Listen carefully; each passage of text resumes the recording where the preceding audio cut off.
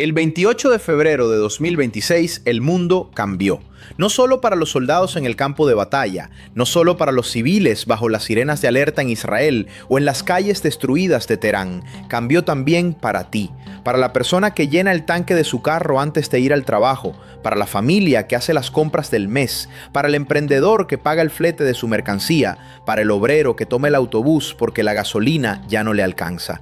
Esta guerra, que muchos creían que sucedería lejos, ya llegó a tu bolsillo, y en este video te vamos a explicar exactamente cómo, por qué y qué puedes esperar en los próximos meses. Comencemos por el principio.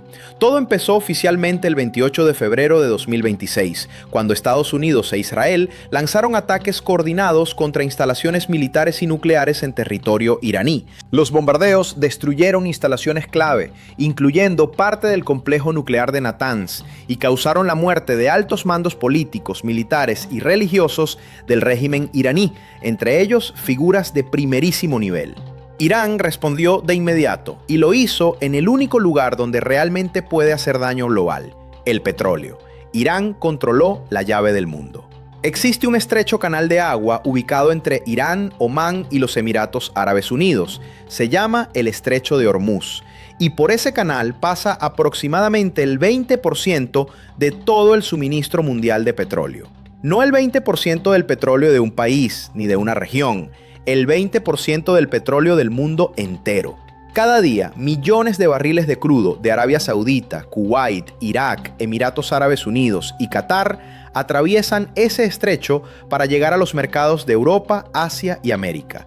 Y cuando Irán decidió bloquearlo de facto, el mundo entró en pánico energético. Irán no cerró el estrecho por completo, al menos no formalmente. Lo que hizo fue algo más inteligente y más peligroso. Declaró que solo los barcos que coordinaran previamente con las autoridades iraníes podían transitar con seguridad. En la práctica, eso significó que la gran mayoría de los petroleros simplemente dejaron de pasar. Más de 20 embarcaciones entre petroleros, buques de carga y otras naves reportaron incidentes en el Golfo Pérsico, el Estrecho de Hormuz y el Golfo de Omán desde que comenzó la guerra. El tráfico marítimo quedó prácticamente paralizado. Y entonces vino el golpe. El precio del petróleo Brent, que es la referencia mundial del crudo, se disparó más de un 50% en cuestión de semanas. En los primeros días del conflicto, alcanzó los $115 por barril, un nivel que no se veía desde la invasión rusa a Ucrania en el año 2022. Los mercados bursátiles europeos cayeron, los futuros estadounidenses se desplomaron. El índice Nikkei de Japón se hundió más de 5% en un solo día. El Kospi de Corea del Sur cayó 6%. El mundo entero sintió el temblor. Pero ese temblor no se quedó en los números de una pantalla financiera. Ese temblor llegó a las gasolineras. En Estados Unidos, el precio promedio de la gasolina era de $2.98 el galón el 26 de febrero, 2 días antes de que comenzara la guerra. Para el 21 de marzo, ese precio ya había subido a $3.93. Es decir, en menos de 4 semanas, el costo de la gasolina subió casi un 24%. Los conductores estadounidenses han gastado casi $4.500 millones adicionales en combustible desde que comenzó el conflicto. Un hogar con 2 automóviles está desembolsando entre $20 y $40 más por semana solo en gasolina. Y los especialistas del Stanford Institute for Economic Policy Research estiman que si los precios se mantienen así, los hogares promedio en Estados Unidos gastarán al menos $740 más en gasolina solo este año. Para darte una perspectiva, eso es casi el doble de lo que el americano promedio recibe en devolución de impuestos al año. Y eso es en Estados Unidos, el país que produce su propio petróleo. Imagina lo que está pasando en los países que no lo producen. América Latina lleva semanas mirando con alarma cómo esta guerra le revienta los presupuestos. En Argentina, los combustibles subieron entre un 7 y un 8% en pocas semanas, en un país que ya venía luchando contra una inflación devastadora. Los economistas advierten que cuando llegue el invierno y el país necesita importar gas natural licuado, el golpe va a ser mucho mayor. En Colombia, el precio del petróleo Brent acumuló una subida de casi 50% desde finales de febrero, lo que obliga al gobierno a revisar sus planes fiscales para no trasladar todo ese costo a los ciudadanos. En México, el gobierno de Claudia Sheinbaum decidió dejar de cobrar parte del impuesto especial sobre producción y servicio para frenar el alza de combustibles. En Chile, el mecanismo de estabilización de precios ya está trabajando a tope para absorber el impacto. En Venezuela, en Ecuador, en Bolivia, el aumento del petróleo tiene dos caras. Puede ser buena noticia para los ingresos del Estado, pero el costo de vida sube de todas formas, porque todo lo que se transporta, todo lo que se produce, todo lo que se mueve necesita combustible. Pero no es solo la gasolina. Este es el punto que mucha gente no entiende todavía. Cuando sube el petróleo, sube casi todo. El petróleo no es solo lo que le echas al carro. El petróleo está en los fertilizantes que usan los agricultores para producir los alimentos que comes. Está en los plásticos que envuelven esos alimentos. Está en el transporte que lleva esa comida desde el campo hasta el supermercado. Está en la electricidad que se genera con combustibles fósiles. Está en las materias primas de cientos de industrias. Y en este conflicto específico hay algo más que agrava la situación: el gas natural. El precio de referencia europeo del gas natural subió casi un 96% desde que comenzó el conflicto, casi el doble. ¿Por qué? Porque gran parte del gas natural licuado que abastece a Europa y a Asia viene del Golfo Pérsico, especialmente de Qatar, y Qatar está justo en medio de la zona de guerra.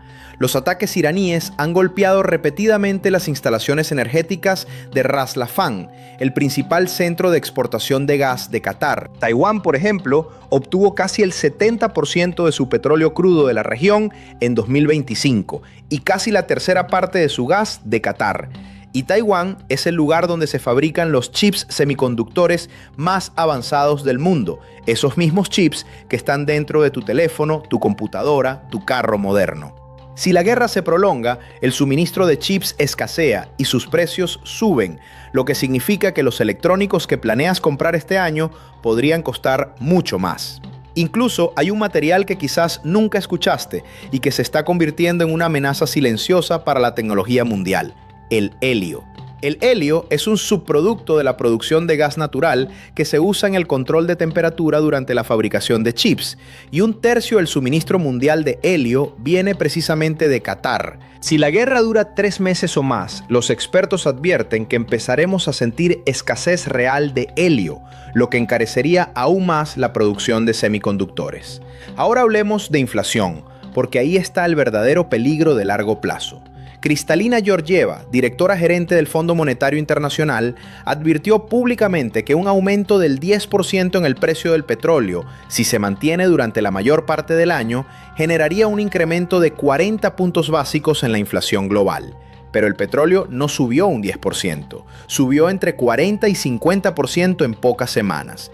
Eso significa que el empuje inflacionario podría ser mucho mayor al que prevén los modelos tradicionales.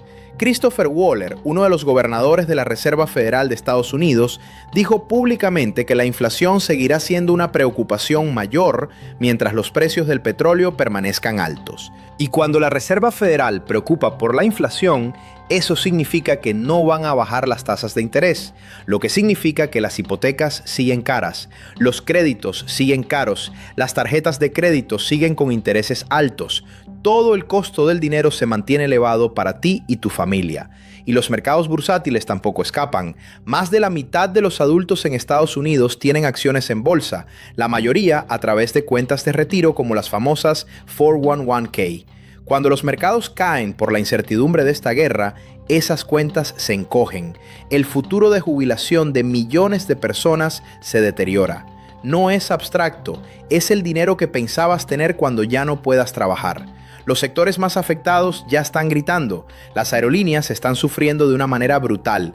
El CEO de Delta Airlines reveló que la compañía ha tenido un impacto de aproximadamente $400 millones solo por el aumento en los costos del combustible desde que comenzó el conflicto. Qatar Airways trasladó varios de sus aviones más grandes a instalaciones de almacenamiento en España, preparándose para reducir vuelos. Los tickets aéreos que eran baratos hace 2 meses, ahora son significativamente más caros. Si pensabas viajar este año, ya sabrás de qué hablamos. Los productores agrícolas también están desesperados. En Australia, un país que importa alrededor del 90% de sus combustibles para el transporte, los ganaderos lecheros están en pánico. Si los camiones cisterna no pueden circular porque el combustible es demasiado caro o escaso, la leche no se puede recolectar, lo que genera pérdidas masivas y problemas graves de bienestar animal. No es una situación hipotética, es lo que ya está pasando. En Bangladesh hay colas enormes en las gasolineras porque el gobierno tuvo que limitar el suministro de combustible. Corea del Sur aplicó topes de precios a los combustibles por primera vez en casi 30 años. La Agencia Internacional de Energía lanzó la liberación de reservas de emergencia más grande de su historia, 400 millones de barriles de petróleo para intentar calmar los precios. Pero los analistas advierten que esa medida tiene un efecto temporal limitado mientras el estrecho de Hormuz permanezca bloqueado. Y lo más preocupante es que no hay señales claras de que esto vaya a terminar pronto. Los ataques continúan. Irán ha lanzado misiles balísticos contra ciudades en Israel, incluyendo un impacto directo en la ciudad de Dimona, en el sur del país. Israel respondió atacando el campo de gas South Pars, uno de los yacimientos de gas natural más grandes del mundo, compartido entre Irán y Qatar. Eso desató la furia iraní, que comenzó a atacar instalaciones energéticas en Kuwait, Bahrein, los Emiratos Árabes Unidos y otros países del Golfo. El humo se ha elevado sobre el distrito financiero de Dubái. Las refinerías de Bahrein han sido golpeadas. Los tanques de almacenamiento de combustible en Omán han ardido. El investigador Rory Johnston, especialista en mercados de energía, dijo sin rodeos que es muy improbable que Irán acepte las condiciones impuestas por Trump bajo la amenaza de ataques. Y advirtió que Irán es claramente capaz y dispuesto a igualar cualquier escalada.